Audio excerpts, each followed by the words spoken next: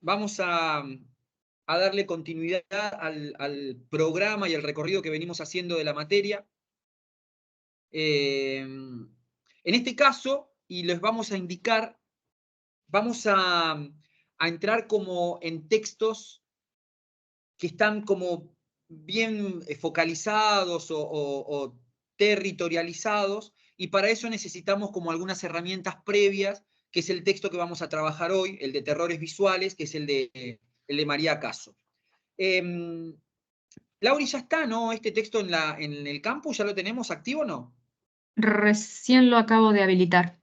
Bueno, ahí está. Habilité el librito completo porque está bueno como tenerlo. Y habilité el texto con el recorte bibliográfico que nosotros vamos a trabajar y también habilité la actividad, así después la explicamos. Perfecto. Nosotros vamos a dedicarnos para este texto, que es un texto introductorio, vamos a trabajar fundamentalmente con el prólogo y el capítulo 1, ¿no? Ese es un poco el derrotero que vamos a hacer, ¿no? Sí. Y tal como hicimos en la primera parte de la materia, este texto a nosotros nos ayuda por ahí es como una especie de puerta de entrada a los, sobre todo, dos textos posteriores, que son textos, como les decía, más localizados territorialmente, más productos de algunas experiencias históricas, y que necesitamos como estas herramientas que vamos a trabajar hoy, para poder vincularlos, desarrollarlos, ¿no? Me parece que esa es un poco la idea. Algunas cuestiones importantes. Voy a usar el chat para ir anotando algunas cosas. El texto se llama Esto no son las Torres Gemelas.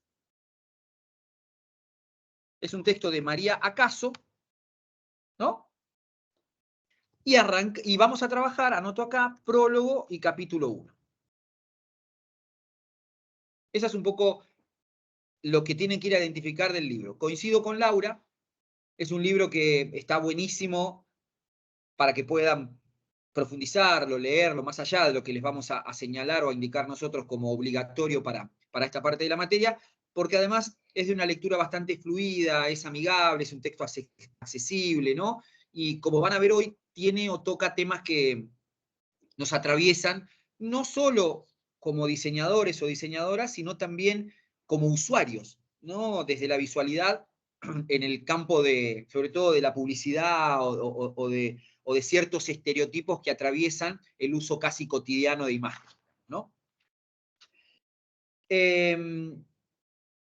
Me parece como espectacular el inicio del libro de María Caso, porque conecta con algo que nosotros hemos venido trabajando anteriormente, sobre todo a partir de este efecto realidad del que hablaba Roland Barthes, y que no sé si quedó o estuvo tan nítido en lo que preguntábamos en el parcial, digamos, ¿no? Es decir, porque hacíamos una pregunta justamente con esta idea del efecto realidad entendido como esa recepción que hacemos de las imágenes, sobre todo de las imágenes que tienen mayor o un alto grado de iconicidad, ¿no? Pongamos por caso las fotos o producciones más ligadas a la publicidad, donde la operación cognitiva que ponemos en juego es tomar esas imágenes como si fueran realidad. ¿Se acuerdan? Esa trampa de la imagen que hacíamos, que era, mostrábamos fotos de algo y cuando les preguntábamos qué eran, ustedes aludían o nombraban paisajes, lugares de referencia, y en realidad cerrábamos diciendo, en realidad son imágenes de, son representaciones de. Bueno, ese juego que Barthes llama el efecto realidad es el que recupera María Caso para empezar este texto y en el prólogo. De hecho, dice en el prólogo, este libro se llama Esto no son las Torres Gemelas, no solo porque sea un título impactante, sino porque lo que aparece en la portada no son las Torres Gemelas, son una representación visual de las Torres Gemelas, ¿no? Haciendo un poco el mismo juego del que veníamos haciendo, trabajando y demás, como una forma de golpearnos la frente a la hora de establecer una distancia respecto de esa idea de qué veo cuando estoy mirando, ¿no? Empezar como a desanudar, a deconstruir, a desarmar este estereotipo o esta práctica o este régimen de visibilidad, en términos de Raúl Díaz, de que cuando vemos algo lo entendemos como la realidad. Y en realidad, en la medida en que podamos empezar a pensar las imágenes como una construcción, pues estaremos caminando desde un lugar más crítico, ¿no? Si yo dejo de tomar todo lo que viene como dado, como lo inamovible, como lo real, como lo que debe ser, no me puedo correr de ese lugar crítico necesario en el campo profesional, digamos, ¿no? Esta ausencia de frontera, dice la autora en el prólogo, entre realidad y representación, nos lleva a afirmar que el poder que tienen las imágenes sobre nuestro concepto de verdad es tal que nosotros consideramos cierto lo que a través de ellas se representa. Tomamos, voy al chat, como cierto lo que las imágenes muestran. Cuando en realidad esas imágenes son una representación de la realidad.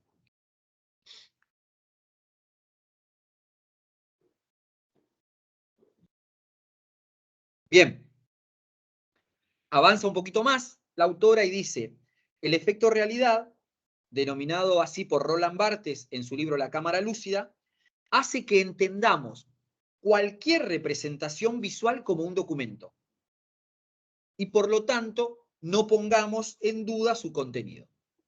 A mí eso me parece espectacular, digamos, ¿no? Y un poco en el recorrido que hacemos lo dejamos intencionalmente porque nos permite unir como puente lo que trabajamos con otras autoras a lo que trabajamos en esto, ¿no? Es decir, fíjense qué importante que es a los efectos de interactuar con las imágenes, poder quitarle ese velo de transcripción de la realidad. Insisto, dice, el efecto realidad hace que entendamos cualquier representación visual como un documento y por lo tanto no pongamos en duda su contenido, ¿no? Esto lo llevó al semiólogo francés, a Roland Barthes, a llevar un poco más lejos su propuesta. Él tiene un libro, vuelvo al chat, un libro que creo que es su libro más mediático, más conocido, que es Mitologías, ¿no? Y él ahí en Mitologías, en el libro Mitologías, él expande los límites de esta lectura que hacemos desde el mundo visual para poder trasladarlo al universo capitalista, ¿no? Entonces él dice, nosotros y nosotras lo que hacemos es vivir en un mundo que es un mito. Es decir, la realidad que nos circunda ha sido construida históricamente, pero sin embargo la vivimos como si fuera un mito, como si fuera una verdad. Y dice, en su libro, dice, convertimos en eternidad lo contingente. Me encanta esa metáfora, ¿no? Es decir, convertimos en algo inamovible, en algo dado, en algo natural, algo que en realidad es contingente, quiere decir que es el producto de un momento histórico. Es decir, que esa realidad, o nuestra realidad, no la vemos como el producto de las contingencias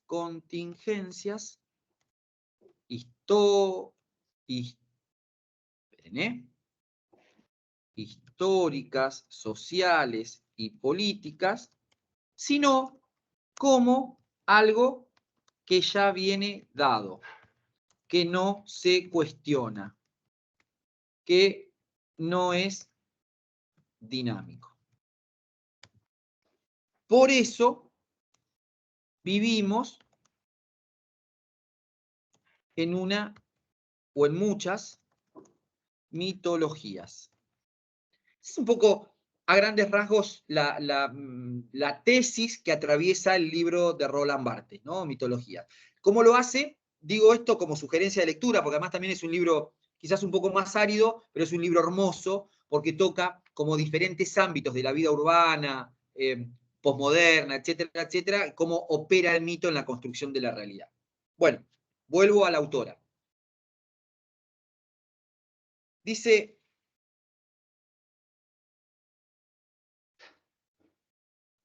avísenme, a ver, tengo gente. Sí.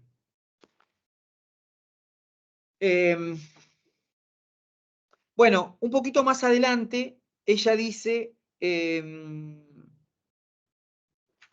bueno, hace como, sigo en el prólogo, ¿no? Todavía estoy leyendo el prólogo que es muy cortito, o esa introducción, donde ella hace referencia y dice que en un mundo como el actual,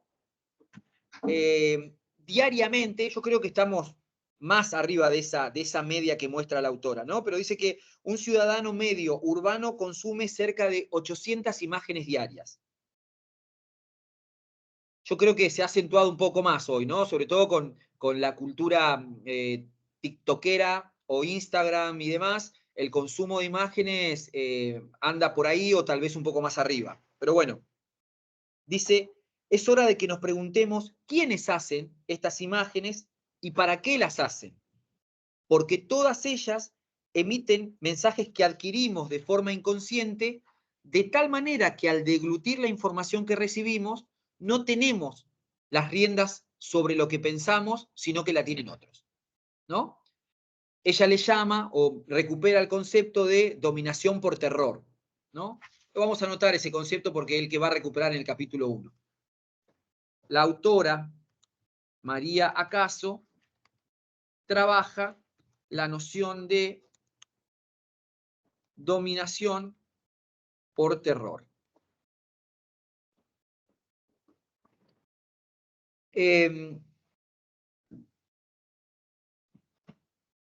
Ya que, dice, en las sociedades gobernadas por los medios de comunicación, el miedo generado desde la cultura visual es el principal incentivador del consumo. Lo vamos a ir explicando, de hecho ahora vamos a compartir una presentación, pero me parece que estos títulos están buenos porque si ustedes lo pueden exportar de ahí del chat o apuntarlos, nos permiten después que operen como disparadores para pensar, ¿no? Dice, en las sociedades gobernadas por los medios masivos de comunicación, el miedo generado desde la cultura visual,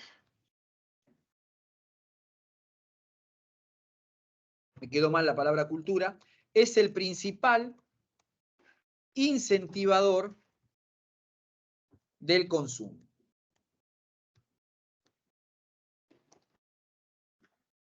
Y un poco ella a lo largo del texto va a identificar y va a señalar cuáles son esos terrores visuales, digamos, ¿no? O esos terrores desde la cultura visual.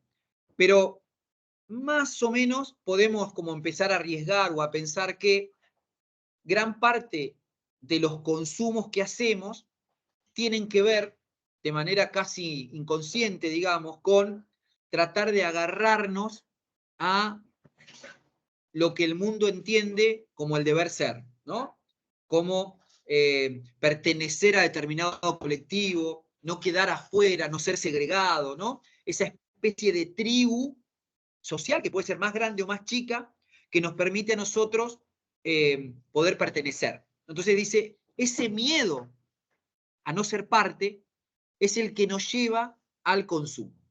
Y pongo un ejemplo paradigmático porque es como muy habitual, digamos, ¿no? Pero nos pasa con la cultura del celular.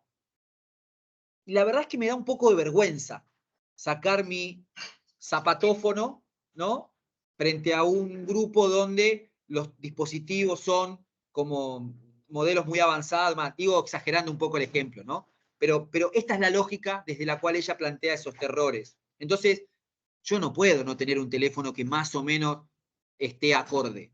Me da vergüenza, ¿no? O me da miedo, para ponerlo en términos de terror. Entonces, hago lo que sea para poder asumir ese rango social. Ni que hablar con uno de los terrores, digamos, más crueles, que son los terrores vinculados con el cuerpo, ¿no? Las cosas que hacemos en términos de poder acceder a ciertos estándares que la sociedad impone como los válidos, como los hegemónicos, ¿no? Entonces viene toda una cultura agarrada a eso que tiene que ver con consumos determinados, vinculados con la estética, vinculados con el fitness, vinculados con, ¿no? Con un montón de prácticas que se orientan por imágenes que muestran íconos, ¿no? Y que constituyen estereotipos realmente crueles en ese aspecto, ¿no? ¿Se entiende, chicos y chicas, por dónde va el planteo de la autora?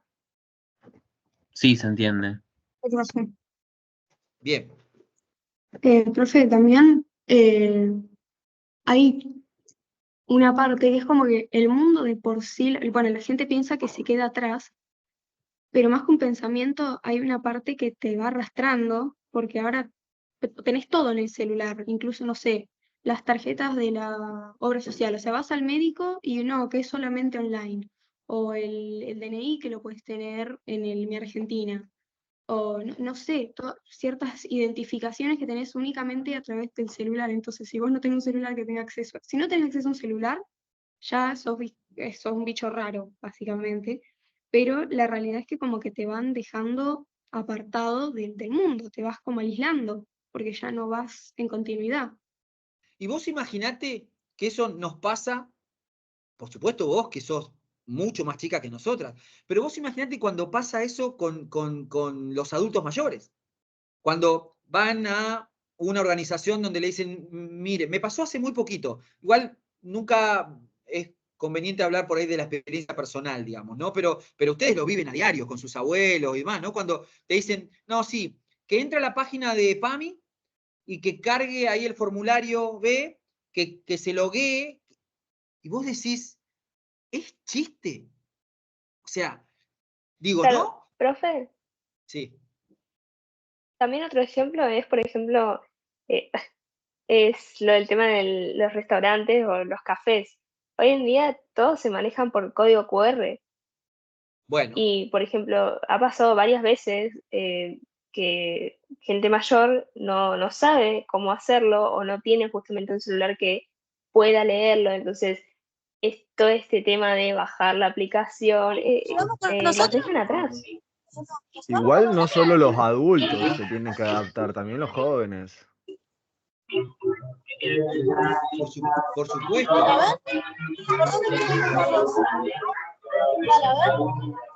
Mutean a Carla. Hay un micrófono abierto ahí, chicos. Carla. Carla. ¿Es el de Carla? Carla, y lo que pasa es que Carla está mucho ruido, no escucha. Ahí está. Ahí está, ahí está. ¿Quién decía? ¿Quién comentaba recién? Yo de los jóvenes. Claro, eso.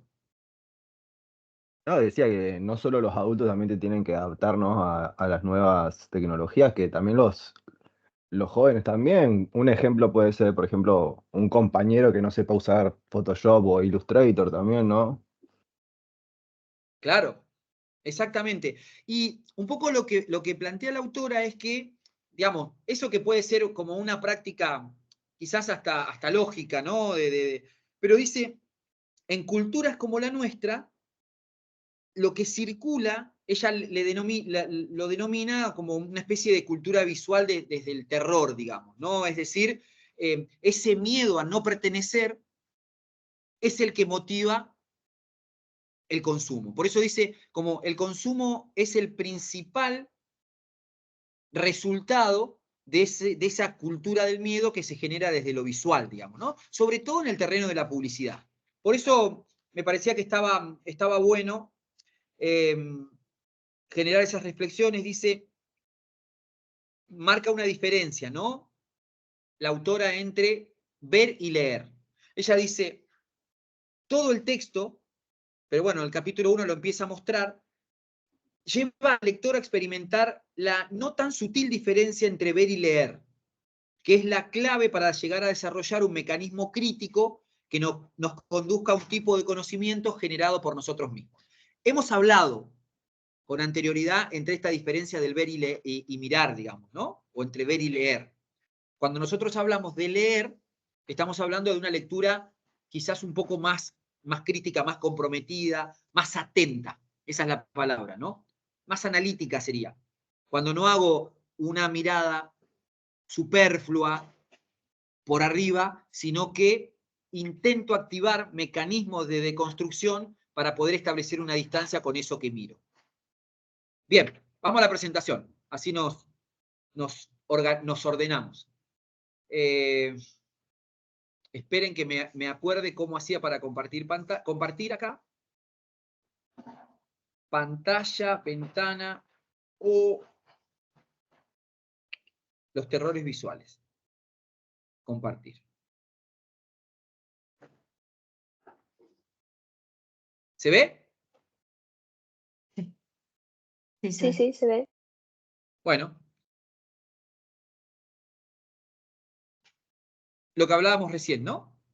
El efecto realidad, en Barthes, ella habla como, o lo define como esa ausencia de un límite, de una frontera entre realidad y representación. Punto clave de la materia, ¿no? Me parece que si tuviéramos que hacer un lead, una cabeza, una síntesis de gran parte de la materia, machacamos o insistimos mucho con este tome de distancia, ¿no? ¿Qué rol cumple la idea de representación y cómo estamos habituados como usuarios y usuarias a vincularnos con lo visual desde una pretensión de veracidad, como decía la escuela de Frankfurt, ¿no? Es decir, no sé por qué, o sí sé, pero en esta pedagogía de la mirada estamos enseñados a que cuando nos vinculamos con la imagen, naturalmente prescindimos de su construcción, de su producción, de las decisiones que hubo que tomar para construir, de la propia circulación de esas imágenes, del por qué en determinado lugar, ¿no? Todo eso que la economía política de la comunicación se interroga y que es interpelar al texto o a las imágenes, ¿no? En esta suerte de régimen de visibilidad, estamos acostumbrados a mirar las imágenes como la realidad misma. De esto ya nos alertó Roland Barthes hace mucho tiempo, cuando él habla del famoso efecto realidad. Lo que opera ahí, entonces, es un régimen de visibilidad, como bien lo marcaban las autoras anteriores, pero especialmente Raúl Díaz, cuando analiza la construcción de la marca Patagonia, ¿no? Dice, en este caso María Caso, entendemos al terrorismo visual como esa especie de dominación, está mal escrita la palabra, me quedó dominación, la dominación a través del terror.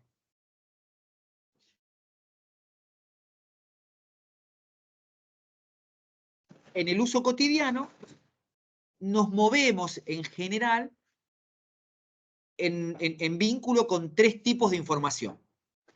Una información oral, que es como el nivel más coloquial de comunicación, ¿no? El que hacemos habitualmente de manera más común. Una información textual, que habitualmente tiene que ver con los procesos de escritura que vamos desarrollando en cualquiera de las órbitas, y un plano visual, ¿no? Que creo que incluso hasta es más activo, más profuso, más intenso, porque miramos, decodificamos imágenes, ¿no? Retenemos secuencias, probablemente mucho más de lo que hablamos y de lo que escribimos. De manera que el orden no es lineal, sino que podríamos incluso hasta invertirlo, ¿no? El trabajo que hacemos cotidiano desde lo visual es mucho más intenso que los otros dos. Por eso dice la autora que decodificamos alrededor de 800 o más imágenes cotidianamente.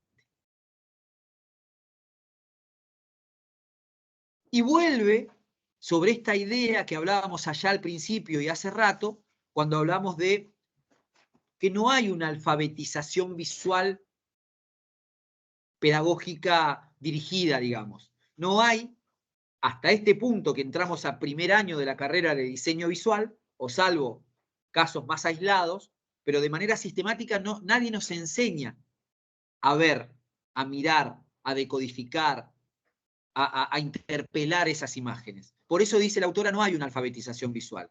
Nadie dice el impacto de las imágenes en la vida cotidiana. A veces nos pasa, ¿no?, con los bebés o los nenes o las nenas muy chiquititas, que ya reconocen marcas, productos, incluso antes de que puedan hablar. ¿No? Si vos le ponés, digamos, dependiendo de los tipos de consumo, obviamente, ¿no? Pero si hay experiencias, digamos, ¿no? Los grandes monopolios de las marcas son tan fuertes desde lo visual que está el caso ahí de Ronald McDonald, ¿no? McDonald's, Coca-Cola o algunas otras marcas, Y las marcas también como los dibujitos también, ¿no? como los dibujitos, exactamente. Es más, también como los niños hoy en día se adaptan a hablar como lo que escuchan por la televisión y los modismos que están, como las traducciones, los subtítulos y esas cosas también. Exactamente. Y eso sucede en parte, ¿por qué? ¿Por qué es que pasa eso? Porque es que algunos elementos del universo visual tienen tanta penetración y no otros. Porque uno podría decir, digamos, en el repertorio de voces del campo de lo social, donde interactuamos todos, ¿por qué a un nene o a una nena le impacta más o retiene más lo que sucede en la tele o en algunas marcas que lo que dicen papá y mamá, un hermano, una hermana? ¿Por qué sucede eso? Sucede porque los medios masivos de comunicación, entre otros, tienen un nivel de legitimidad tan grande que los asociamos como verdaderos. Lo mismo pasa con esa narrativa de los dispositivos o de las propias dinámicas de lectura de las redes sociales. Dice la autora, leer, en ese camino de mirar hacia leer, ¿no? Leer significa ser consciente los objetivos ocultos y visibles de una construcción visual. Esa frase me parece clarísima, digamos, ¿no? Esto que recién anticipábamos, ¿qué es leer una imagen? Ahí está la definición. Leer significa hacer consciente los objetivos ocultos y visibles de una construcción visual. Creo que el ejemplo más claro que trabajamos, incluso por la presencia de imágenes, es el de la campaña QUOM. ¿No? Fíjense, si yo le doy esas muestras a mi tío Juancho que las mire, solo las imágenes, lo más probable es que opere tal como esperaba la campaña. Que diga, mirá, pobre gente, ayudemos, sumémonos a la campaña, además, ¿no? Que sería como el derrotero normal en esta lógica de mirar las imágenes sin deconstruirlas. Estaríamos viendo. Dice acaso, para leer lo que se necesita es hacer consciente esa interpelación de las imágenes. ¿Qué hay? A ver, no siempre lo oculto arrastra oscuros intereses, digamos, ¿no? Como es el caso de la campaña QUOM.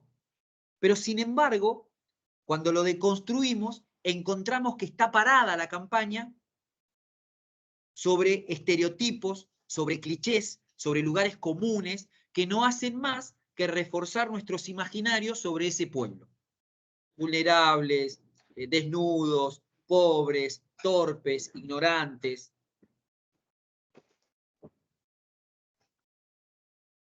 Leer imágenes implica un proceso más complejo que ver.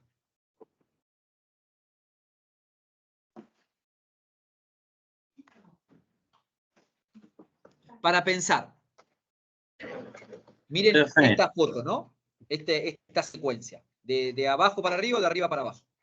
Toda imagen se enmarca en un sistema de representación. Eso es como una gran definición, ¿no? Toda imagen está enmarcada en un sistema de representación. Y esto viene un poco a cuento, ustedes lo van a ver la semana que viene en las devoluciones, esa imagen, esa idea que ya la trabajábamos en las clases anteriores, era un poco lo que se espera cuando preguntamos por el contexto en el parcial. Toda imagen tiene un contexto, un escenario de representación. ¿Desde dónde se producen las imágenes? ¿Qué es lo que las atraviesa, ¿no? Arriba, una imagen, ya lo hemos trabajado, no es la realidad. Abajo, ¿desde qué imaginarios las leo? Eso también, ¿no? Es esto, para no monopolizar el texto de Sánchez Balduví sobre la campaña Cuom, cuando hablamos de la Patagonia, decimos, ¿desde qué imaginarios nos vinculamos con la Patagonia? Y estos son los que vienen a nuestra mente. Un paisaje exótico, un paisaje virgen, listo para ser colonizado, un paisaje despolitizado, no hay conflicto social, ¿no? Un lugar donde es el centro de lo maravilloso, asociado a imaginarios vinculados con la tranquilidad, el descanso. Esos son los imaginarios desde los cuales nos vinculamos con la marca Patagonia. Toda imagen, arriba, se explica, dice la autora, por las intencionalidades que la producen. Ahí podemos encontrar también un elemento importante que es preguntarle nosotros a la imagen, en términos metafóricos, ¿no? ¿Cuál es la intención que tiene realmente esta imagen?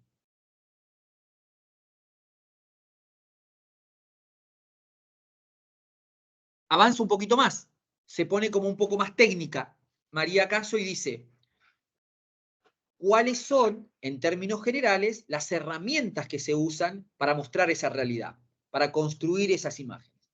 El tamaño, el color, la textura, la forma, el formato, la composición. Detengámonos en el color. Cuando a ustedes le preguntan, ¿qué color usamos? El color piel. ¿Cuál es el color piel? ¿O cuál es el imaginario del color piel? Y ahora ya no Y sé si comúnmente se usa el... término, pero sí, era como el color claro, el color más blanco, un rosa. Como un No beige sé si clarito alguna sería. vez vieron Claro, ese un video rosita que ponen a clarito un se bebé usaba blanco y siempre. a un Un bebé beige clarito, afroamericano. rosa por ahí.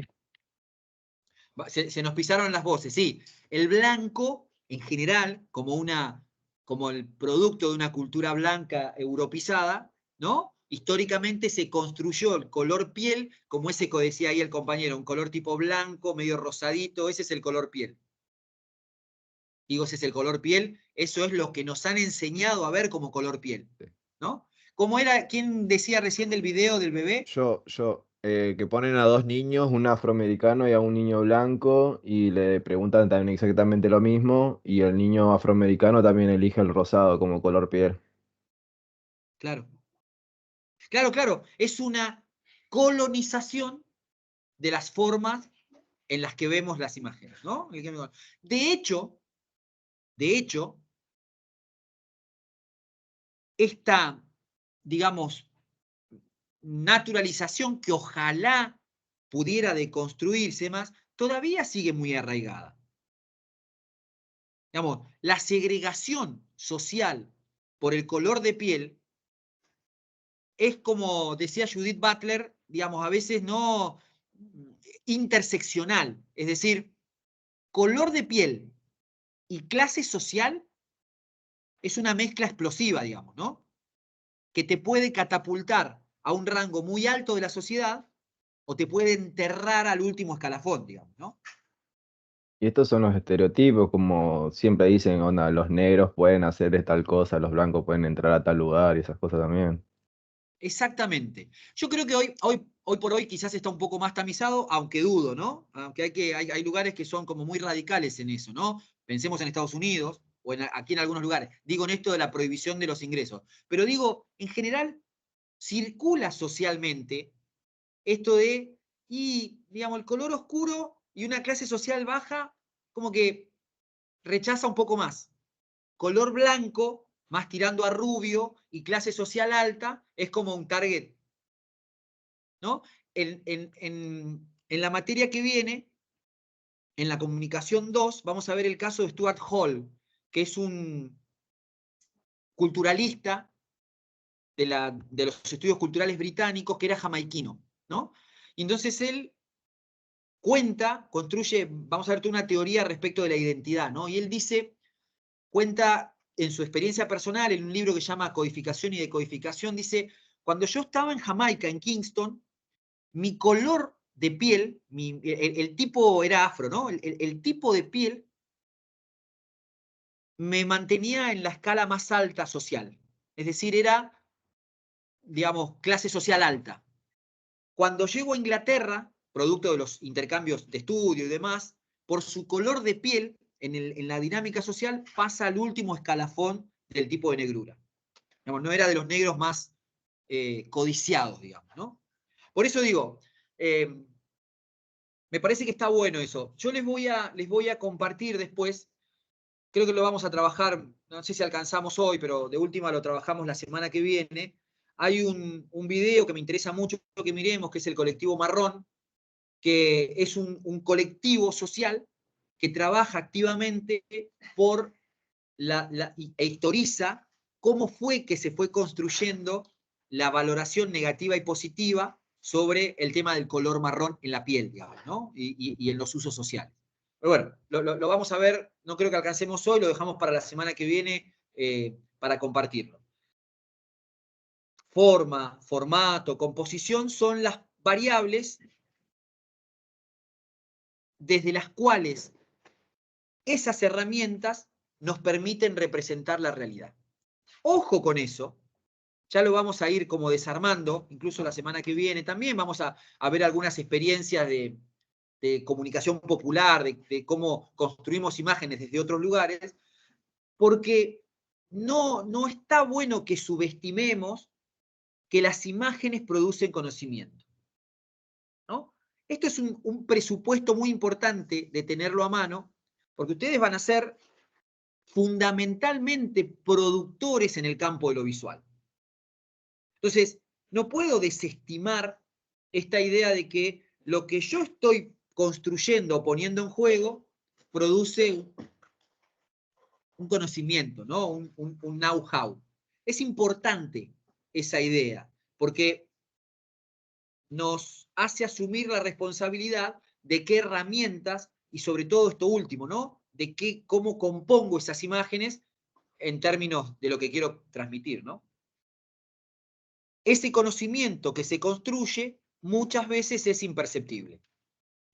Hago el juego de ida y vuelta, ¿no? Cuando nos toca a nosotros producir imágenes, pienso en los chicos y las chicas que produjeron la campaña QOM.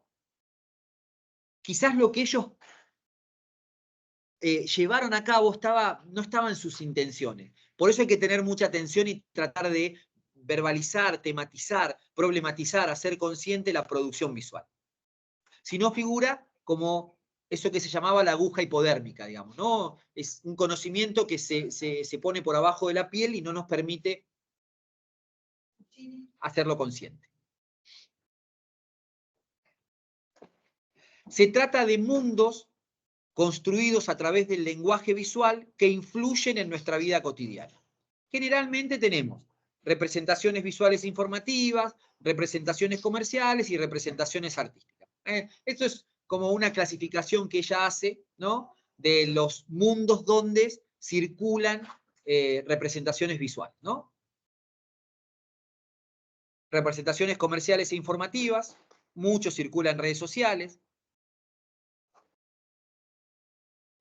Y las representaciones artísticas que también tienen, ese es un cuadro de Carpani, que fue un artista sobre todo de los años 60, 70, que a través de su estilo de pintura, muy característico, buscó, digamos, transmitir mensajes del sector obrero, proletario y demás, digamos, ¿no? Mensajes más sociales, digamos, ¿no? Entonces, el tipo de dibujos, las expresiones faciales, el puño, las manos grandes, ¿no? Eran como una metáfora para la transmisión de mensajes.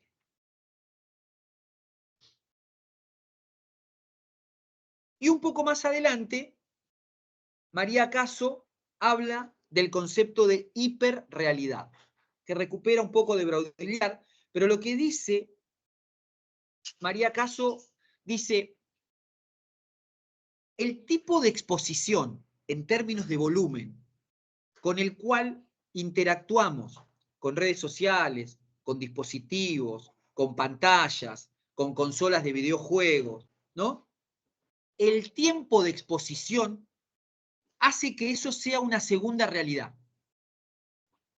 Ustedes piensen la cantidad de veces que scrollean la narrativa en Instagram o en TikTok, el tiempo que pasan, ¿no? Pasando el dedo, el dedo, el dedo, el dedo, el dedo, el dedo, el dedo, el dedo. Dice la autora, esa realidad muchas veces tiene más fuerza que la realidad verdadera. Y esa realidad se construye a través de la cultura visual. Recupero el ejemplo que nos decía el compañero ahí hace un ratito, cuando los chicos y las chicas hablan en neutro, ¿no? Producto de esa penetración tan fuerte que tiene la cultura de la televisión o la cultura de los dispositivos, digamos, ¿no? Digo, las repercusiones que tiene en términos de los temas que conversan los chicos o las chicas, digo, cómo nos atraviesa culturalmente esa hiperrealidad. Es decir, es una realidad aumentada, que está en un plano secundario en nuestra vida, pero que a veces tiene más fuerza que la verdadera. Entendida a la cultura, que está ahí abajo, como un conjunto de valores, creencias y significaciones del entramado social. La cultura visual, dice María Caso, son las representaciones que le dan sentido al mundo. Es decir, retoma a Raúl Díaz, retoma los textos anteriores, modela la cultura visual nuestra visión de mundo y produce conocimiento. Si yo mantengo y sostengo a un nene o a una nena durante mucho tiempo a las pantallas, esa pantalla, ese discurso, esa visualidad, la incorporo naturalmente, la nena o el nene, ¿no? La incorpora naturalmente como lo real, como lo que debe ser, como lo que es inamovible, ¿no? Hay una dinámica, un contrato de lectura que se establece como verdadero. Cuando en realidad, dice la autora, es una construcción que tiene una clara intencionalidad de consumo, que está construida con herramientas visuales, como decíamos anteriormente, para seducir, para captar, para generar adicción, para generar abstinencia cuando no está. Y la síntesis, ahí al final más maquiavélica, es el que manipula la cultura visual, manipula las formas de ver la sociedad. ¿Ah? Ese es como un término más político. Quien logra manipular la cultura visual, manipula las formas de ver la sociedad.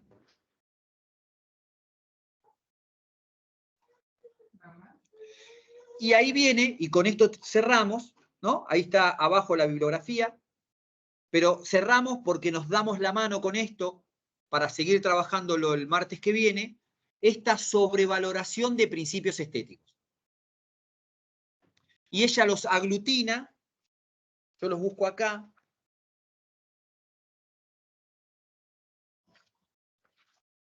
básicamente como tres grandes grupos, ¿no? Los terrores del cuerpo, los terrores de clase y los terrores culturales. Piensen estos terrores como las etiquetas de un montón de prácticas que nos obligan a hacer para escaparnos de estos terrores. Los terrores del cuerpo son, líguenlos con la visualidad, ¿no? Terror a ser viejo o vieja, terror a estar gordo o gorda, terror a no tener los dientes perfectos, terror al pelo, terror a los genitales pequeños, terror a estar pálido, terror a estar enfermo, ¿no? Todos esos terrores, dice la autora, redundan en algún punto en prácticas que nos llevan a tratar de escapar. terrores de clase, terror a no ir con la ropa de marca o cosas que se usen de moda, terror a no tener una casa como las de la revista, terror a no tener una segunda vivienda, terror a no poder irnos de vacaciones, terror de no ver la película, serie o espectáculo de moda, terror a no ser deportista, terror a no estar tecnológicamente adaptado o adaptada, a no estar localizable, a no estar informado. Y los terrores culturales, terror a no ser blanco, terror a ser negro, terror a ser mujer, terror a ser homosexual. Dentro de los terrores culturales habla los terrores de esos, los terrores políticos, terror a no ser occidental, terror a pertenecer al tercer mundo, terror a ser inmigrante, terror a no ser pro Estados Unidos, terror a no ser monárquico, y los terrores religiosos, terror a ser musulmán. Bueno, es bastante arbitrario, pero nos sirve para poder pararnos en esta mirada que dice la autora, que es un recorte igual, ¿no? Pero dice cómo en estos terrores lo que se juegan son ciertos principios estéticos. Es decir,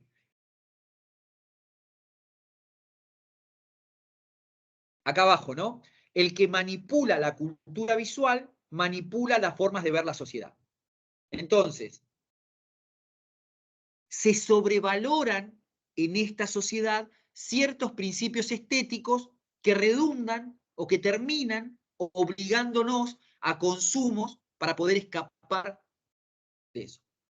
Indudablemente, la publicidad es el campo más fértil para poder transmitir mensajes, ¿no? Sobre todo porque con la publicidad solemos establecer un principio de veracidad. Solemos vincularnos con la publicidad como un principio de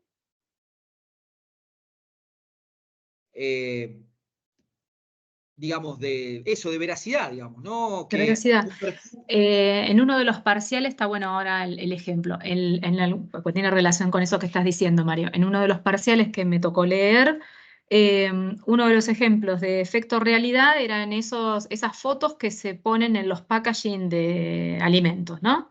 Que ahora están cuestionados, ahora tienen que ser como, en todo caso, lo más veraces posibles. Claro. Pero ¿se acuerdan que antes, digamos, los paquetes sobre todo o galletas, en este caso le ponía el de galletitas, ¿no? Pero entonces las galletitas se ven o más crujientes o más apetitosas de los que en realidad cuando uno termina abriendo el paquete son, ¿no? Claro, sí, sí, esa sí. es la realidad. O antes venía, digamos, en los paquetes esos de preparar bizcochuelos, ¿no? Ya está la torta totalmente decorada y demás, entonces tenía un efecto realidad que incluso era absolutamente exacerbado, fantasioso, digamos, porque uno terminaba haciendo el bizcochuelo pelado, sin toda esa crema, sin el dulce de leche, sin nada. Quedaba decepcionado después. Y sí, no salía igual, ¿no? No, no, no. Pero me pareció que era un de los ejemplos que pusieron, digamos, me pareció que era como un ejemplo hiper adecuado a la pregunta. Eso es el efecto realidad. Y que está dado Claro. en esas cosas, ¿no? En las que promueven el consumo.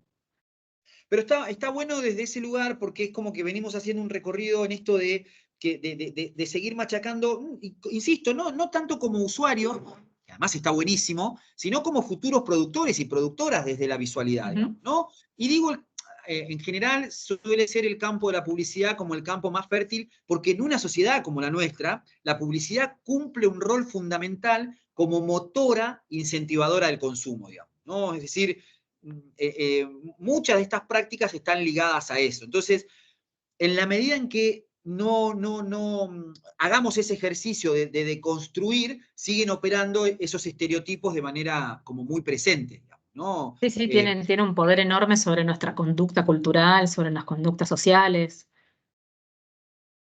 Claro, no, tal cual. Bueno, dejo de compartir.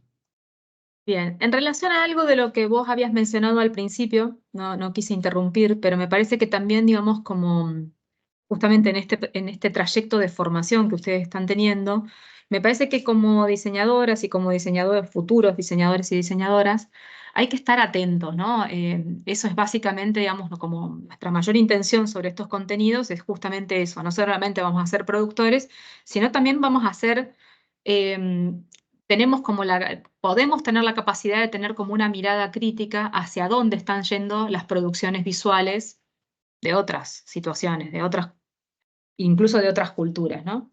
Entonces, por ejemplo, en esta semana me detuve en dos cosas que, así como la otra vez les dije lo del este pequeño cortometraje, cortometraje de Frank Lloyd, ¿no? Sí. Este chico de raza negra que sale a la calle y cada vez que sale le sucede exactamente lo mismo, como la repetición del estereotipo. Yo creo que lejos de estar como saliendo o mejorando, creo que estamos como en un rulo donde estamos volviendo incluso a cuestiones aún más crueles que las que dieron inicio. Justamente para mí, porque como ya hicimos el recorrido de la deconstrucción en muchos casos y en muchas culturas, en Argentina es un paradigma en algunas de esas situaciones, me parece, digamos, que vuelve a ser como mucho más brutal cuando vuelven ese tipo de estereotipos y vuelven con una crueldad superior, Sí, como vuelven mucho aumentado. más incuestionables. Entonces me parece que como en el trayecto de formación que ustedes están teniendo, como es una carrera claramente social, porque trabaja para la sociedad y con la sociedad, me parece que somos personas que tenemos que estar como muy, muy atentas a esas señales que nos va dando en la realidad. La realidad, claro. Sí, me detuve en dos situaciones. Una es la declaración de Perú sobre volver a cuestionar, digamos, la cultura trans, el travestismo como una enfermedad. Claro, Entonces me parece que eso va a conllevar, digamos, esas declaraciones desde el lugar del Estado conlleva un montón de campañas y un montón de cosas que van a estar traducidas en un nivel de crueldad a nivel social que va a ser muy, muy grave. Y la otra, la campaña de la ciudad de Buenos Aires con Jorge Macri y sus secretarios de seguridad y demás, mostrando, digamos, como el antes y el después de las calles, ¿no? O sea, producto de una crisis social y económica tan fuerte como la que estamos viviendo, obviamente va a haber mucha gente viviendo en la calle, como la que hubo en el 2001, es algo que vamos por ahí en alguno de los contenidos que vamos a ver un poquito más adelante, pero que va a estar como muy relacionado con esto que está sucediendo hoy, actualmente. Y entonces Jorge Macri poniendo en su Instagram como la foto del antes y el después, ¿no? Una construcción súper cruel de como si se tratara de la limpieza de algo que sobra, de algo que es basura, claro.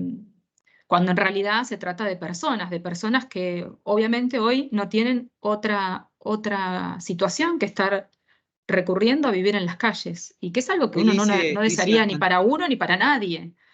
Y Antonella pone mostrarlo en desde el un chat, lugar, sí, hablándole a así, una sociedad, porque claro, evidentemente hay un público que está consumiendo o que él entiende que está consumiendo eso como, ¿no? como una política de Estado a tener que llevar adelante. Son dos situaciones que me parecieron que, lejos de estar evolucionando, estamos teniendo un retroceso muy grande. sí, sí, es tal cual como lo decís. Ahí decía Antonella que lo muestran como que limpian y solo Limpian, sacaron a el la antes y gente el de la calle. después. Claro, Antes sucio, estorbo, ahora seguro, un lugar seguro, ¿no? También, digamos, esas asociaciones, no solamente de limpieza, sino un lugar seguro, claro. donde... Por eso digo que le habla a un otro, no sé si es imaginario, pero digo, es propio, está hablando desde, digo, tal vez su propia idiosincrasia, desde su propia ideología. Entiende que hay otros que tienen esa misma ideología y entienden que las calles, en particular de Buenos Aires, tienen que tener esa, ¿no? esa visualidad. Claro, sí, sí, es muy claro el ejemplo, digamos, ¿no? Y como devolviendo un poco las cosas a su lugar, como decir, bueno, ahora sí Ujú. están limpias y desprovistas. Y Buenísimo, me obviamente no encantó. poniendo ningún foco en particular sobre, digamos, esa situación es como, digamos, bueno, nada, es de limpieza, es eso, es de limpieza. Digamos, no se toma el trabajo en ningún momento en particular de hablar de las personas y de hablar de que en todo caso, digo, hay alguna política del Estado, de la Ciudad de Buenos Aires, que implica desde darles un lugar seguro a esas personas, ¿no? O darles un lugar de asilo a esas personas. No, eso no es lo importante en la campaña. En la campaña es dejar una ciudad, no sé, limpia. Claro. Muy Excelente, cruel. buenísimos los ejemplos. Bueno, entonces, ¿se entendió, chicos, chicas? ¿Algún comentario, algún ejemplo, algo que les haya quedado por ahí?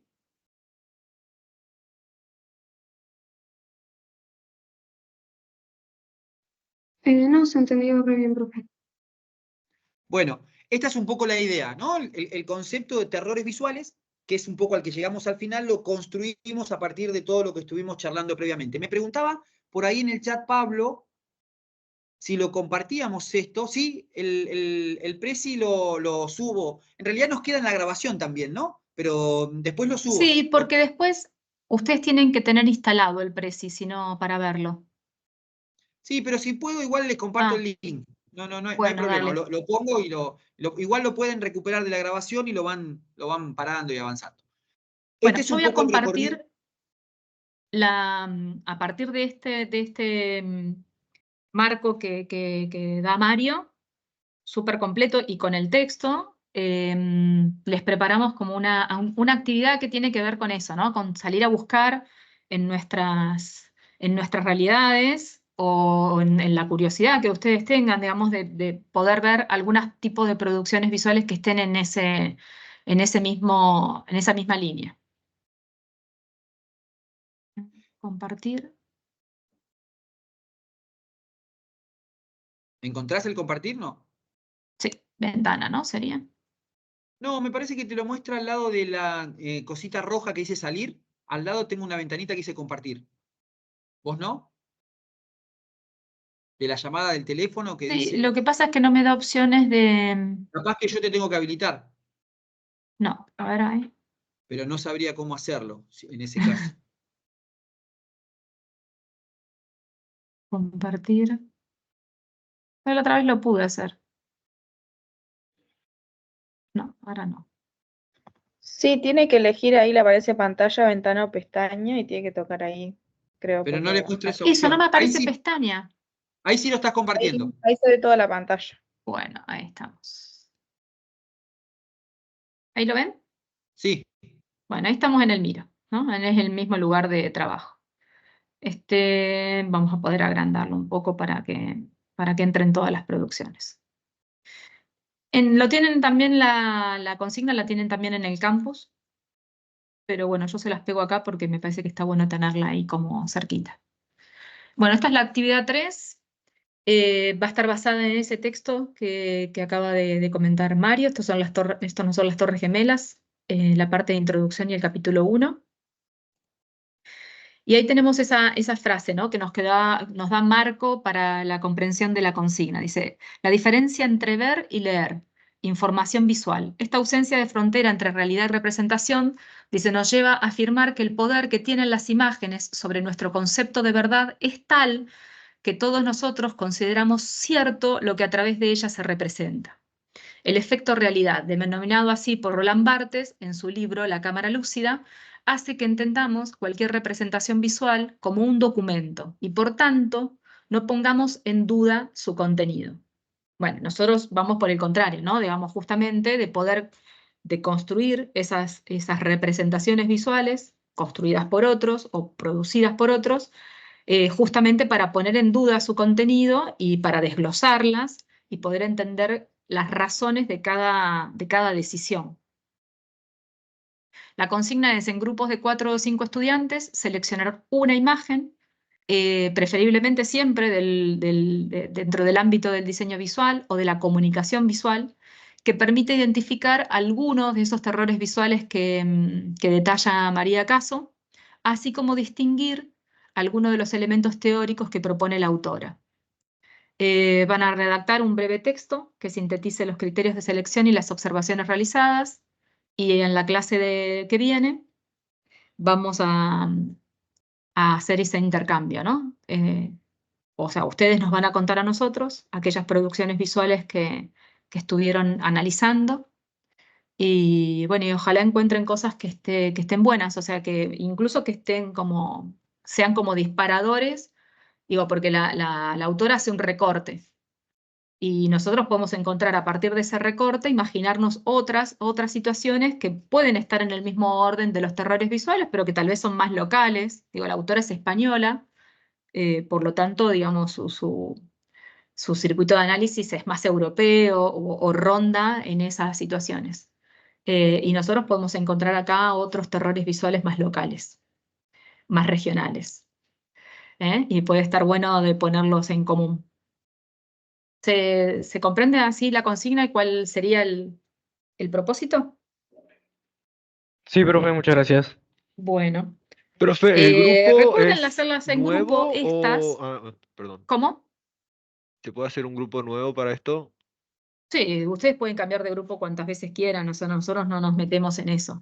Genial, listo. Pero lo que sí, lo que iba a decir es importante hacerla en grupo, porque ahí esa discusión primaria entre buscar, que cada uno busque alguna producción, la pongan en común, la discutan, decidan cuál es la que van a llevar al Miro y van a explicar, eso me parece que también conlleva un camino que los ayuda a comprender el contenido, pero a su vez para ahí tener como cada vez ir educando, ¿no? En esa mirada crítica, en esa Sí, yo mirada, digamos pregunto que, porque, no sé, los grupos a veces empiezan en 5 y terminan en 2, por eso. bueno, traten de mantener un número, ¿no? Me parece, o es como tan difícil eso hoy. Y parece. No sé, yo invito a algunos amigos y me parece más difícil, digamos, poder quedarme solamente con 4 o 5. Bueno, traten de abrir el juego a más voces, ¿sí? Y a generar Y primero que, esa que discusión como surja más ahí el interna. intercambio, la discusión. Sí, a mí me parece que es importante que esa discusión entre pares sobre lo que entendieron, sobre lo que dice la autora, tratar de buscar ejemplos distintos a los que la autora expone, y que después todo eso sea como la producción que ustedes ponen en común en la clase. Bueno, ¿sí? ¿Se entendió? Sí, sí. Bueno, Buenísimo. entonces, semana que viene recuperamos el Miro, vamos viendo las actividades, a ver cómo las fueron reflejando, esa es un poco la idea. Y hacemos un cierre de este texto, ¿sí? Así que Ujú. aprovechen de hacer la lectura. En principio, prólogo y capítulo 1 es un poco lo que estamos trabajando con el tema de terrores visuales. Y ahí aprovechamos y hacemos un cierre, ¿sí? Con los dos. Seguramente vamos a destinar un ratito para hablar de los parciales y demás, pero esa es un poco la propuesta para la semana que viene. Fíjense que este texto, así como lo que explicaba Mario, digo, está como muy relacionado a todos los conceptos que ya trabajamos, el efecto realidad, la alfabetización de la mirada, Representación, imaginario. representación, contexto, todos esos términos, traten de ponerlos como en ese pequeño texto de análisis, porque justamente son como el ejercicio, ¿no? Después para responder el segundo parcial, que va a tratar sobre estos temas, bueno, ya hay un ejercicio, ¿no? De responder pudiendo relacionar y cruzar autores y conceptos que trabajamos. Bueno, gente, nos vemos el martes que viene, ¿les parece? Profe, una pregunta. ¿Podrá ser? Diga. ¿Vamos a mantener el horario de 2:30 o el de las 2? Sí, en principio 2:30. 2:30 porque Ok. yo estoy medio complicado ahí para llegar medio tempranón. Así que lo recordamos igual, pero nos conectamos 2:30 en este mismo chat, en este mismo canal. Perfecto, muchas gracias, profe. Chao, Voy a nos vemos. aprovechar para Bye. dejarle Chao, grabado. profe. Buen Bueno, fin de. Chao, Igualmente. chicos y chicas. Hasta el próximo.